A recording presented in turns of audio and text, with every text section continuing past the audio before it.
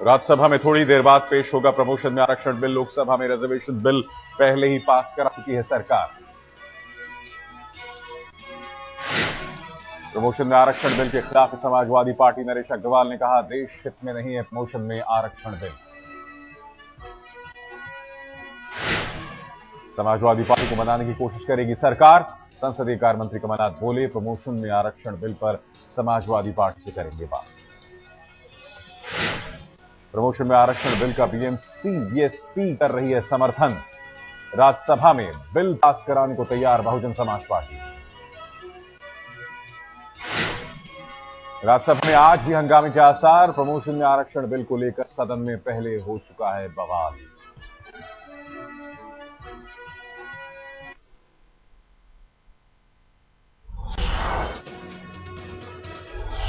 भारत में रिटेल में एफडीआई की लॉबिंग के लिए खर्च किए गए करोड़ों रुपए अमेरिकी सेनेट में रखी गई वॉलमार्ट की रिपोर्ट से हुआ है खुलासा।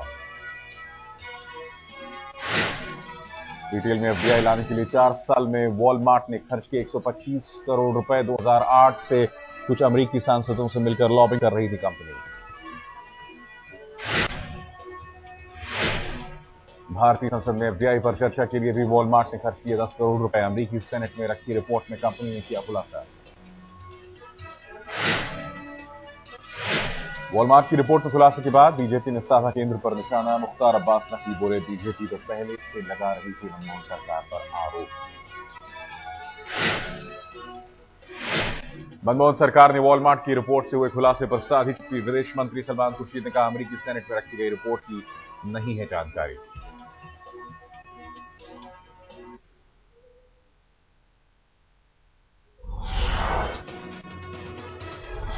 गुजरात में कांग्रेस ने साधा नरेंद्र मोदी पर निशाना। सूचना एवं प्रसारण मंत्री मनीष तिवारी ने कहा, मोदी राज में कुछ उद्योगपतियों को पहुंचाया गया है फायदा।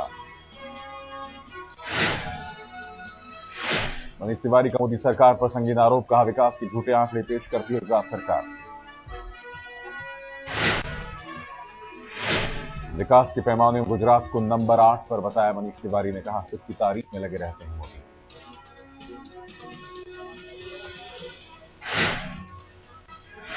मोदी राज में भ्रष्टाचार को मुद्दा बनाकर भी किया मनीष तिवारी ने वार। कहा, गुजरात में अब तक क्यों नहीं की गई लोकायुक्त की नियुक्ति।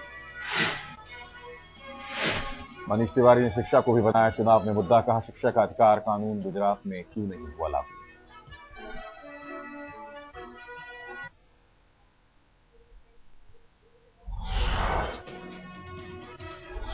गुजरात में आज मोदी सरकार के खिलाफ फिर गरजेंगी सोनिया। 2 जगहों पर चुनावी सभाएं।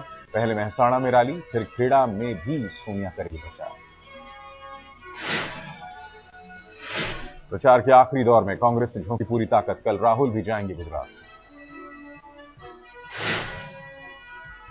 कल पीएम ने किया था गुजरात में प्रचार। मोदी सरकार पर बोला था जमकर हमला।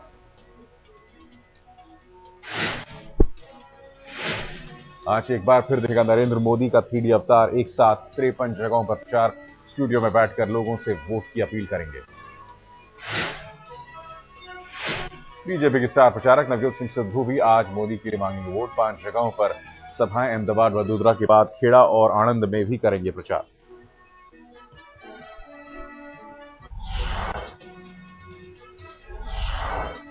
अभिनेता और कांग्रेस सांसद राज बब्बर का मोदी पर हमला। कहा, मोदी के विकास की बातें खोखली।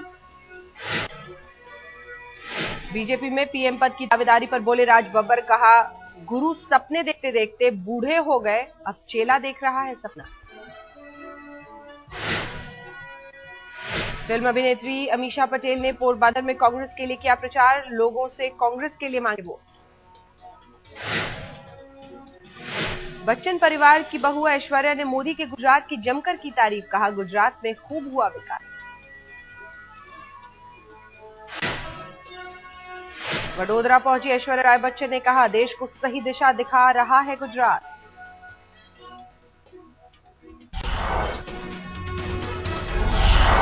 शिवसेना का नया सियासी दांव। मुंबई के शिवाजी पार्क का नाम बदलने के लिए रखा प्रस्ताव। आज बीएमसी में होगी प्रस्ताव पर चर्चा।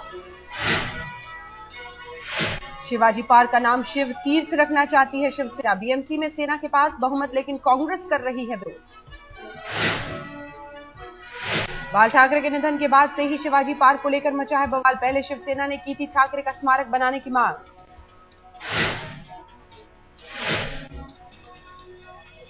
येदियुरप्पा समर्थकों के खिलाफ कड़े कदम उठाने की तैयारी में बीजेपी। कल येदियुरप्पा की बैठक में खुलेआम शामिल हुए थे दर्जन बीजेपी विधायक। कर्नाटक विधानसभा भंग करने के बारे में बीजेपी में विचार विमर्श। अगले 2-3 दिनों के भीतर पार्टी ले सकती है कोई कड़ा फैसला। यूपी में बिजनौर जिला प्रशासन के फरमान पर बवाल। कन्या विद्यादान समारोह में लड़कियों को काला बुर्का और जींस पहनने पर लगाई पाबंदी।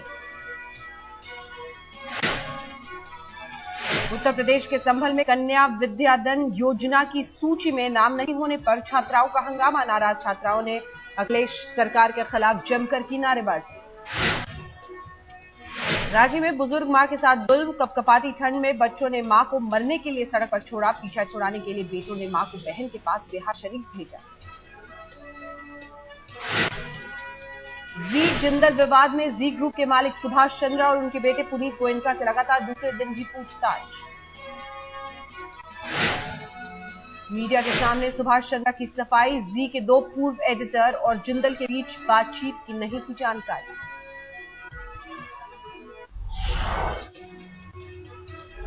महानगरी मुंबई में 62 साल बुजुर्ग महिला के साथ रेप की सनसनीखेज वारदात। आरोपी अशोक को पुलिस ने बोरीवली से गिरफ्तार किया। पुलिस के मुताबिक आरोपी महिला की जान पहचान का। रविवार को मुंबई के दादर में 2 जगहों पर आग लगने से सनसनी। घटना में किसी के घायल होने की खबर नहीं। कड़ी मशक्कत के बाद बुझी आग। मुंबई से सटे ठाणे में इमारत की छत से गिरे पति पत्नी। पत्नी की मौत। पति की हालत अब भी नाजुक। घर वालों के मुताबिक ताजी हवा खाने छत पर गए थे पति पत्नी। बीती शाम धनबाद इंटरसिटी एक्सप्रेस में लूटपाट। गुस्साई यात्रियों ने कोडरमा स्टेशन पर जमकर किया हंगामा। यात्रियों के मुताबिक करीब आधे घंटे तक बदमाशों ने की लूटपाट। यूपी के मुरादाबाद में चोरी करते रंगे हाथ पकड़े गए 2 चोरों की लोगों ने जमकर की पिटाई। पुलिस बाद में ले गई थाने।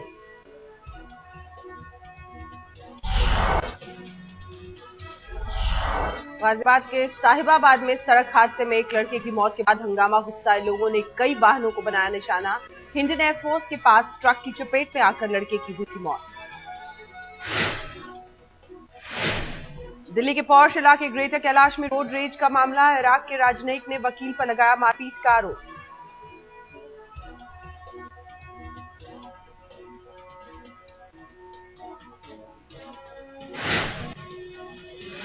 मुरादाबाद में जहरीला दूध पीने से एक ही परिवार के 12 लोग बीमार। इलाज के लिए अस्पताल में भर्ती कराया गया। दिल्ली से सटे फरीदाबाद में एक कंपनी के गोदाम में लगी भीषण आग। आग में बिल्डिंग धराशायी।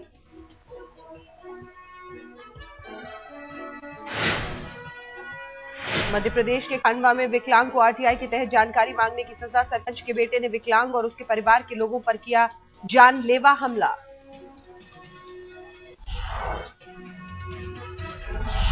दिल्ली में छाया मौसम का पहला कोहरा। एनसीआर में भी धुंध की एंट्री।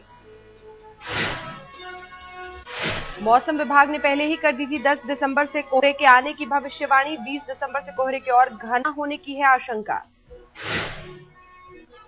भयंकर ठंड से जमने लगा है यूरोप। अब तक 6 की मौत। क्रोएशिया में पिछले 57 सालों में सबसे ज्यादा बर्फबारी। चीन में भी भारी बर्फबारी से आफत। इनर मंगोलिया में 20 गाड़ियों की बर्फ से ढके हाईवे से उन्हें निकाला गया। जर्मनी में 2 हवाई जहाजों की टक्कर। 8 की मौत। फ्रैंकफर्ट के पास हुआ हादसा।